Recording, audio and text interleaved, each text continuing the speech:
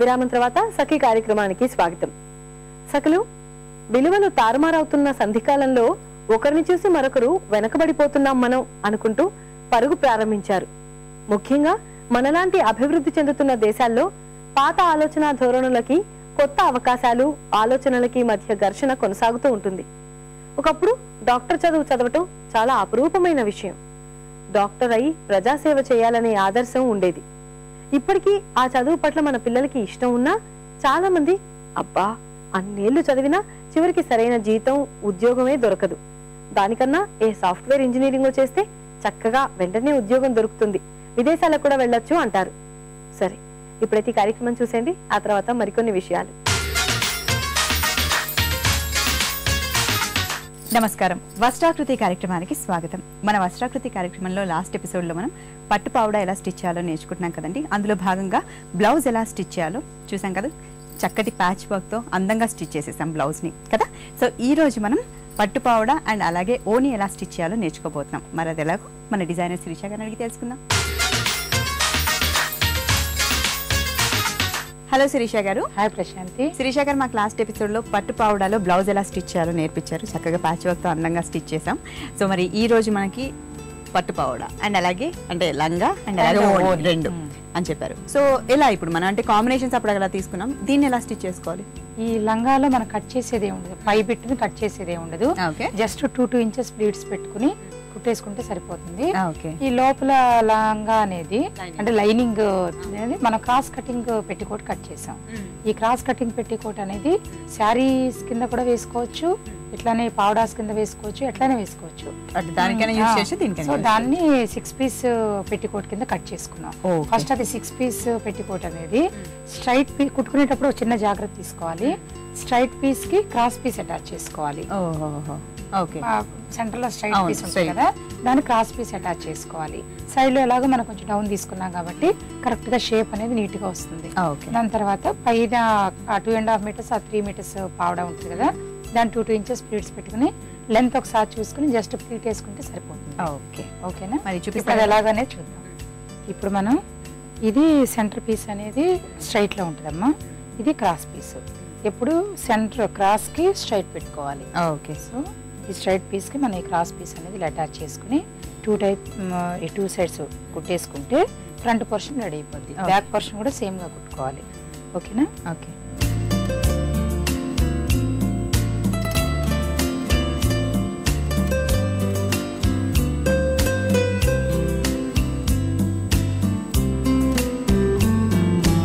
ఇది 6 పీస్ పెట్టికోటమ్మా, front and back attach చేసేసుకున్నాం. ఓకే. అంటే 6 పీస్ వస్తాయి దీంట్లో.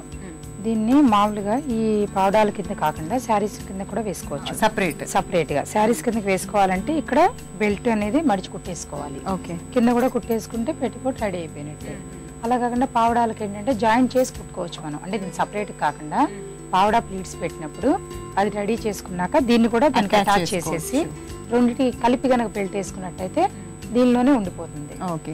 ఇది అయిపోయిన తర్వాత దీన్ని పక్కన పెట్టుకుని ఓకే అంటే బెల్ట్ కుట్టుకునేటప్పుడు రెండింటిని అటాచ్ చేసుకుని ఒకేసారి బెల్ట్ వేసుకుంటే బెటర్ అన్నమాట. సో ఇన్నర్ అయితే రెడీగా ఉంది ఇప్పుడు మనకి. ఎందుకంటే వీటికి ఇవి బెనారస్లు పట్టులు, వీటికి లోపల ఇన్సైడ్ వచ్చి ఇలా ఉంటది ఫ్యాబ్రిక్.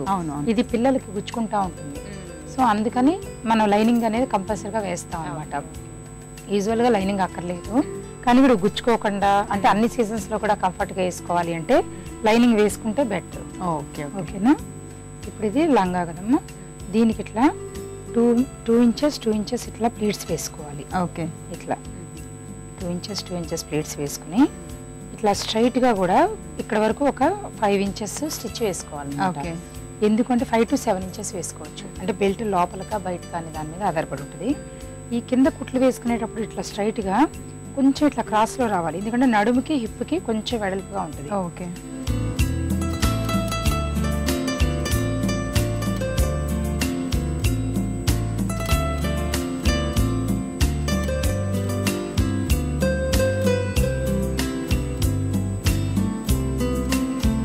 మనకి నడుము వచ్చింది కదా, నడుము దానికంటే ఈ కింద హిప్ అనేది ఎక్స్ట్రా వచ్చింది. అవును. అంటే ఇట్లా క్రాస్ లో పెట్టుకున్నాం అనమాట ఈ స్ట్రైట్ ప్లీట్స్ కూడా. ఓకేనా? ఈ విధంగా మనం ప్లీట్స్ పెట్టుకున్న తర్వాత లైనింగ్ ఉంది కదా, ఈ లైనింగ్ అనేది లోపల నుంచి తీసుకుని మనం రెండింటిని ఇట్లా జాయింట్ చేసేసుకోవాలన్నమాట, నడుము పాటలో జాయింట్ చేసేసుకోవాలి. ఓకేనా, ఇది ఇన్నర్ లైనింగ్ అమ్మ. ఇది వచ్చి పైన మనకి ఇది, ఈ రెండింటిని కలుపుకొని సైడ్ కుట్టేసుకుని బెల్ట్ వేసుకుంటే పావడా రెడీ అయిపోయినట్టే. ఓకే, ఓకేనా.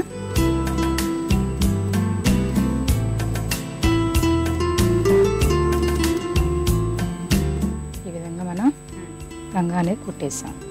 ఓకేనా, దీనిలో అబ్జర్వ్ చేయాల్సింది ఏంటంటే పైన నడుము కంటే ఈ కింద హిప్ అనేది ఇది ఎక్కువ ఉంటుంది అనమాట.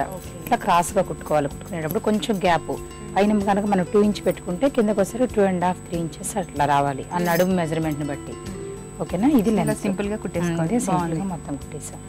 ఇది బెనారస్ లంగా కాబట్టి దీనికి పట్టు ఓని అయితే బాగుంటుంది అనమాట.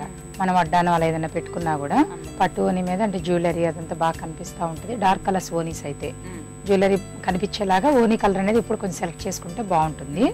దాని తర్వాత ఇంకోటి ఏంటంటే బార్డర్స్, దీనికి మ్యాచ్ చేసుకునే రకంగా ఒక బార్డరు జస్ట్ ఇట్లా ఫ్రిల్ ఇట్లా 4 సైడ్లు కుట్టేసుకుని మధ్య మధ్యలో కావాలి అంటే చిన్న బుటీస్ ఎంబ్రాయిడరీ కూడా చేసుకోవచ్చు. ఇంకా అది మన ఇష్టం మీద ఆధారపడి ఉంటుంది. సో లంగా ఓనీ బ్లౌజ్ రెడీ అయిపోయిందండి. మరి ఈ లంగా ఓనీ బ్లౌజ్ని ఇప్పుడు అమ్మాయికి వేసి చూద్దాం.